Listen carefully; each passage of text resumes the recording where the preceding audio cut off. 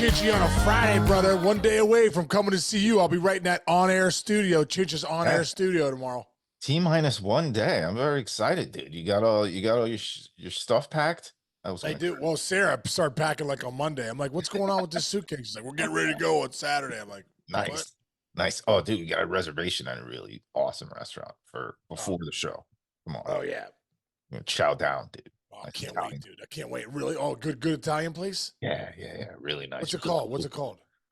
Crap. Jess sent it to me. I should have it ready. This is bad producing. That's all right. I'll text it to you later. Let's just say bad producing. Yeah. So I'm like winding down, man. My head is scrambled from the last 2 days. Listen, if there was one human being that I would want to plan my day, it'd be Jess. Yes, Jess. So I know it's going to be an incredible restaurant. Yeah. Oh yeah. We're all set. She's got the table. She picked the table and everything. She doesn't just go. That's like when I would get on flights when I traveled a lot for work. She would just go on her phone and get my flight and be like, no, you don't do there for like $22. You can upgrade to like the extended cab, whatever. I took a train from the winter meetings were in DC one year, and I go to get on a train to come back up to New York, and she's like, hey, I got you into the first, there were seats in the first class that they were just giving away, so you're in first class. I'm like, the Acela train? You probably took that down to Baltimore, did you? Do you guys fly or drive? That. No, we drove. No. I'm saying when you were at the Yankees. No, we flew. We fly everywhere. Oh, did you? You know, one year, me and that same year going to the winter meetings, it was me and Harold were on the same train, and we were with Robbie Cano was on a train. There were like 4 Yankees on a train, and we sat with them. It was like, oh, really? Yeah. It's fun. Harold's like getting them to sign stuff, and he's like, give this to your dad. Has Cano sign a paper that he goes, here, Chinch, give this to your dad. I'm like, what? Like, we're sitting with these people. It's funny. Yeah. No shame. No shame. By the way, speaking of swag, I saw you posted something. Somebody made something really cool for you. Oh, bro, you kidding me? Dude, this guy, Travis Scrub, I met him at I'm at the signing. I'm doing the charity event in Virginia, and we're doing a signing in Richmond. And Billy Wagner and I are sitting there, and he walks up with the most incredible bobblehead I've ever seen. And I'm like, dude, I'm a collector too, so I kind of like this stuff. Yeah. But it's like, you know, it's. Let me. I got a bobblehead right here, so I'm gonna show you what it's like. It'll be good to have it up next to comp. Yeah, give it a comp. Where'd you go? Where'd you go? Did you fall down? I'm right here. So, dude, this is like regular bobblehead. Normal bobblehead. Yeah, exactly. Okay. I would say that's about like 5 inches. Yeah. This. Holy smokes, dude. That's what I'm saying, dude. You don't realize it until you get that's a regular bobblehead. Oh, you should take that picture when you post this and show that's a great comp. I should show. Yeah, that's the comp. So, dude, Travis, I think he does it through a 3D printer.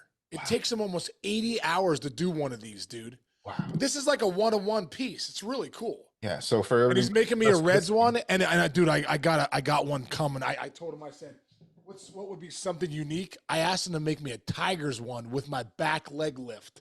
Oh, cool. So, like, you know what I mean? Dude, I actually have a remember we had Lance Berkman on? Yeah. I found and I put it in a piece when he made fun. He's like, you were always stretched out in a box. Yeah. There's a shot. There's like a great shot. I'll send it to you of you where it's just like you're standing there, but your back leg is up. It's like a freeze frame. Yeah. You look like a stork. You go. I know. Yeah. I told you the one story when Don Zimmer comes out to me because no one ever did that back leg lift. You know what I mean? I don't think that's so. Don Zimmer comes out to me one spring training. I'm with the Reds. He's with the Yankees, and Joe Torre is the manager. Comes up during batting practice, like, "Hey, Case," he goes, "I just got to talk to you, man." He goes, "I've been in this game 54 years. I've seen a lot of stuff." He goes, "I've seen guys, front leg. I've seen chicken wings. I ain't never seen this back leg lift, So I'm like, well, Zim, hey, you stick around long enough, brother, you're going to see it all. So, dude, I swear to God, I come out on deck for my first at bat. I think we're in Tampa. Yeah, we're in Tampa. we're playing a spring training game, and all of a sudden I hear like, "Hey, Case, big Case, big Case," and I'm looking around. Is there a fan? It's Zim in the other dugout. He's yelling at me, going, "Give the leg lift for Joe. Give the leg lift for Joe." He's talking to Joe. Yes, him and Joe Torre. And Joe's like, "Yeah." Case is like, Joe Torre's like, "Give me the leg lift, Case." And I'm like, "Oh my God, what am I, a zoo animal here?" So I'm like, I'm looking around. I'm like, "Oh, what the hell?" It's Don Zimmer and Joe Torre. So I'm on the on deck circle, Chinch, just lifting my back leg up. and Zim's like, "Oh, it's incredible." They start laughing. So I'll never forget that. Don Zimmer, dude. That is so cool. I seen it all. I ain't never seen that before. So baseball royalty, bro, my man, dude. Thanks a lot. And the reason he made this one, or I'm not sure which one I'm going to auction off, but this one or the Reds one, probably the Reds one, which is pretty sweet, is I'm going to auction it off for our Miracle Bash coming up in February. If you go to the hand bid app and you put in the Miracle League of the South Hills, I think you put in Miracle Bash, that'll be up there. It's a 1-on-1. I'm going to sign it. Wow. It's going to look sweet, man. It's going to look sweet. So. Nice. What color do you sign with? Silver? Well, the black base. This one I'll go silver on the helmet. But then you get the Reds one. You know, probably wherever the biggest area is. So this is like so perfect. You know how sweet that would look with a silver Sharpie. Let's go. That's really cool. Hey, you know, Jess is getting a little bit of swag now that she's with the Metsies. There's she brought home. It's just sitting around. You know, if you work for a team and they're everywhere. Right. She brought home this thing the other day that was so cool. Macy's parking up there. It's the base of it is almost as wide as that base as you have there, and it's Lindor like about to field a ground ball. But the cool thing, and it's like a bobbleheady type thing. But the cool thing, it's like a reverse Chia Pet, and it was like this giveaway they did where the head groundskeeper for the Mets. Not only is it like the bobblehead thing in this base, but they send you the seeds that he uses to make the grass at Citi Field. So that's cool. Haven't done it yet, but like, and it's got like a whole little explanation. You know, you put the seeds in, you know, water it, whatever, put whatever stuff on, and it's supposed to grow, and so it's like Lindor in the grass with a bobblehead. That's cool. Cool, right? That's cool. That's really cool. Well, dude, that's funny. It's funny you said that, because that kind of stuff's cool. And like I said, I think I told you. Hang on a second. No, what do you got now? Show and tell day. Yes, I loved show and tell day back then. The last series ever. One of the coolest things I have, bro. Look, you're gonna love this. That's a bet. Whoa, Yankees! I'm looking at Yankees base. Yeah, dude, Yankees base. The final season, bro. What? Yeah, dude. So listen to this. I'm playing first base. Wait, this is the final season at the old old stadium. This is an old Yankee Stadium base, dude. Look at this on the back. 2008 game used Red Sox Yankees 8/27 2008. It was the last series ever, Red Sox Yankees at the old stadium. That's why I was like, they kept taking I was playing first. They kept switching the bases out. So I went to Lou Kakuza, the clubby for the visiting club. I said, "Lou, where are these bases going, dude?" He goes, "It's the last series. You know, they're auctioning them off." I go, "I want to buy 4 of them." So I did. He let me buy 4 of them. And this one I think was like third base, like A-Rod, or second base where Jeter was. Wow. Now, by the way, everybody, there's multiple autographs on there. Mariano Rivera right there. See Mo. And like everybody, Jeter, everybody. But what I did was Pettit. What I did was on the last series of the year. Oh my God, Cashman signed it. Wow. Hey, thanks, Cash, for signing my base. I didn't even realize that. He put GM under it. The last series of the year, I was with the Red Sox. We played the Yankees, and I sent these over, and they all signed them for me. Really? It was really cool. But the other point I wanted to make was I got these bases, and what also I got was, you talked about the grass for Lindor. Oh yeah. I got some dirt from the mound. Oh, cool. So I got Yankee Stadium dirt from the mound. I don't know, dude. I'm a collector too. I'm still a fan. I do the same kind of stuff. I don't throw away I went upstairs. We were cleaning out one of our closets, and I have literally like every Christmas and birthday card my mom ever gave me. It's up there, and you know, you read it, you see the handwriting. It's so dude. I collect stuff too. I got crazy. You'll see when you're here. I got kind of wacky bobblehead collection. Like I like weird. I like the weird ones. Like Do I you? have yeah. Yeah, like George Bush bobblehead or something. And there's a couple political. You have like a Gary Busey bobblehead. No, Like, did you see what Gary Busey did yesterday? no, are you serious? That's so weird. What? You don't know this? No, You mentioned Gary Busey? no, I don't. Dude, I actually don't. he got caught. He was outside in public and just dropped his pants and started peeing, like with his jabroni hanging out. Was he hammered? I mean, the guy's been I mean, hammered for probably, 15 years, right? You talk, Yeah. give me two. Give me two. You talk. Give me two. Dude, Oh my God. I can't believe I mentioned Gary Busey and he's in the news. Gary Busey stares at Paps as he pulls down pants to seemingly relieve himself. This happened 14 hours ago. Where was he? He exploded his blank and urinates in public while smiling at paparazzi. I haven't looked at it because I don't really want to see. Wait. Maybe Gary Busey needs some attention. You know what I mean? Like he hasn't been in the news or he hasn't been in a movie for a while. So he saw the paparazzi, said, "This is my chance." Jess said that last night too. She goes, "You think he went crazy?" And I'm like, "Went crazy? He's been crazy." Dude, have you seen when you ever gift Gary Busey? Like my buddy Gooch and I always joke around about Gary Busey, and I'll text him like, "You talk, give me two." and if you do the gifts like on your phone on Busey, they're nuts. Yeah, I can only imagine. He's a maniac. I love him though, man. I'm a big fan. All right, hey, let's talk a little bit about there's actually news. Yeah. Why the days we have news, we have other stuff to talk about. The days there's no news, we have nothing to talk about. But so Marcus Stroman is a New York Yankee. A couple of years ago, him and Cash, I don't know if you remember, got into a little kind of tit-a-tat. Is that what you call it? Because they asked Cash that year, if they were going to go after him. He's like, "Yeah, no, I don't think he'd be a rotation guy for us in the playoffs." And Stroman didn't like that. Obviously, they've made up because Stroman is making a pretty good living right now for the Yankees. It's a fairly high salary. What is it? Let's see. 2 years, 36. 2 years, 36. I think you are correct. Wait, no. Why can't I find it? Had it all set up again? Bad producing by me today. You had it all set up. You dropped the ball. 2 years, more than 37 guaranteed. Okay. I'll tell you what. Look, I mean, on the field, I'll take that guy in a tough game. He does not back down from anybody. He's like my size, so he's got that little kind of chip on his shoulder. Yeah. Has no problem playing in a big game, but I mean, hey, it's better than what they had, I would say. And he's from New York too, right? Isn't he from Long Island? Yeah, dude. Long Island. Well, I think I want to say my Aunt Peggy taught him in high school. Where'd she teach him? I can't remember where she taught. Rest in peace to Aunt Peggy.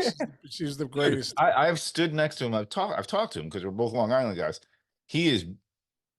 I don't think he's taller than me because I was eye to eye with him and he was wearing cleats and so he's about 5'6", 5'7", but he throws gas, got good breaking ball. Well, that's what I love about him, dude. That's what I love about. I always feel like this. Listen, I did it. Every guy I've ever played with has a few chips on their shoulder, and that drives you. So whatever drives you, whatever it takes, especially at your whatever season of life you're in. If you're in a season of life and you're a big league player, collect the chips, dude. If you feel like you're small and that's the reason, dude. That's the reason. But you look at a guy like Marcus Stroman. This guy's one of the best pitchers in baseball. Was having one of the best first halves last year. Then kind of got banged up. Yeah, didn't pitch after July 12th or something like that. But for me, it's a great sign for the Yankees, man. It's a great sign to go into that rotation. Obviously, they lost Michael King in the Soto deal and a couple other pitchers. So to have a guy like Stroman, that's a reliable name, a veteran guy, not going to get, obviously not going to get flustered by pitching in New York. Might even take his game to another level because, like I said, that's where he's from. I feel like Stroman's a guy that loves the pressure. Yeah. He loves, and the pressure's different in New York, dude. It really is. After being there, I'm like, okay. Yeah. It's a different animal. It's a different animal. But, he's a guy that's going to thrive there, man. I think it's a great sign for the Yankees. And he's back home. I love that they got another name. They needed another name in that rotation. I agree. I think his dad is one of the super jacked guys. Hold on. Yeah, I think his dad's jacked. Marcus Stroman dad? Oh, yeah, dude. Oh, my goodness gracious. He is huge. He's bigger than your boy that you do the Breakthrough Pro. He's bigger than JD. Yes. JD's 6'7". Dude, he looks like a Mr. Olympian. He is. Really? You Google. Just Google. All right. Now I'm doing it right now. Marcus Stroman's dad. He's freaking humongous. How do we get into Marcus Stroman's dad here? I don't know. It just popped into my head. I kind of Marcus Stroman's dad. Yeah. Images. I mean, he looks like he could actually be an inside linebacker for the Steelers. Isn't that unbelievable? Wow. He looks like my height and 300 pounds of like pure muscle. Wow, he does. That's crazy. Anyway. did Stroman go to Duke? He went to Duke. Yeah, he went to Duke. You know what, dude? Okay, now it's starting to make sense. You know what? You ever hear this? Like, I want to know if he's a rapper. His name's Big Mike. It calls himself Mike now. Okay. Just look up Mike. I believe it comes up. He was a baseball player at Duke, and he's a really good. My son Jake loves this guy. Every time we hit, the reason I say is every time we hit, we're like, oh, we listen to Mike again. So we listen to this. He's really good, dude. He's really good. But Stroman and him are like best friends. Look, his name is Mike Stud. Mike Stud. That's it. Mike Stud. So Stroman and him are boys. And I'm like, and my son's always like, yeah, Stroman is really good friends with him. And I'm like, oh, really? Then I just realized they played at Duke together. Wow, that's interesting. Yeah. Mike Stud. Yeah, Mike Stud. He's legit, dude. He's really legit. All right, I gotta start listening to that. All right, look, see, you learn something on the mayor's office every day. Hey, okay, but so this is a weird one. So there is factual, and I'll say factual because I think it was like Sherman or Heyman or somebody reported that the Yankees have in fact made Snell an offer. Now, there's this guy named Mike Rodriguez who's in Mike Deportes on X or Instagram or whatever you call it. Right. He writes this, which now has 929,000 views. Okay. Sources familiar with the situation just told me the Yankees offer, this is for Snell, was $30 million a year, 5 years, $150 million. But Snell rejected it because he either wants more money or one more year. Now, I don't know how accurate this is, so let's not hold it to that. But is he, and when I say worth more, obviously nobody's worth more than that in the whole world. But like in this market, the way the market, in this market, hey, it's all relative, dude. So yeah, we're talking in relative numbers here. So nobody get mad. We all could use more money. 5 years, 150. Is that a good value in your opinion for Snell, or do you think he will get more on the open market? Dude, he just won the Yankees or not the Yankees. Dude, he just won his second Cy Young. Mm-hmm. Right? Yep. And 5 years is not that long of a deal. Right. Scherzer and Verlander are both making $40 million a year for 2 or 3 year deals or whatever they were 2 year deals. And they are older than you and me. And they're almost 40. Verlander's 40, Scherzer's 39. Snell's what? 30, 31? I'm looking at him right now. Blake Snell, he's 31. So you can understand why he's like, you know what? I either need, he needs more money. Yes. So make the deal longer or make the ARV better. Yeah. Now, again, everybody take a look at the Dodgers. Do you offer him a deal where if he really wants all that money, you can defer and do all that stuff? It's that whole new world. Oh, man. Wow. Can you imagine if Snell goes to the Dodgers? Yeah. By the way, do you know like the governor of like, I don't know, the mayor of San Francisco? Somebody is trying to change the rule in California where that loophole, where you can't do that anymore because they were so mad about the Ohtani deal. Or I'm not sorry. Wait, the Ohtani? Yeah, the Ohtani. Yeah, Ohtani. Like, oh, really? So, yeah, so that's a California loophole, not a. I would assume. I mean, the players' union had to have agreed to that. Though, dude. There has to be.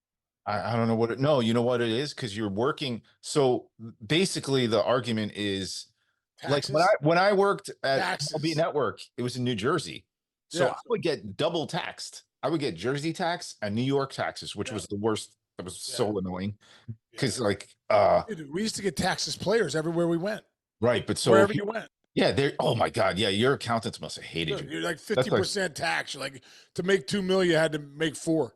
That's unbelievable. And also, by the way, like if you only played in one city for 3 days, you still have to file for those 3 days. Right? Yeah, dude. Yeah, it was on your check. He says that all the time. Fife MLB Network's coordinating producer. Yeah. He does the Thursday night baseball games or whatever whatever. They get him. They get Fife.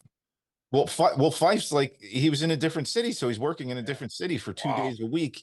And he said his accountant just hates him more than anything. But so I think the argument is you're working in our state and you're getting paid in our state, but we're not getting the tax money back on it. And like for the amount of money that Ohtani's making a year, the argument is like, oh, you're kind of cheating us out of our tax money. But guess what?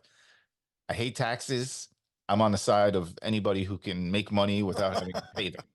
I won't say that to the government, but well, the taxes in California are pretty astronomical too. Yeah. Come here. Wait till you're here tomorrow.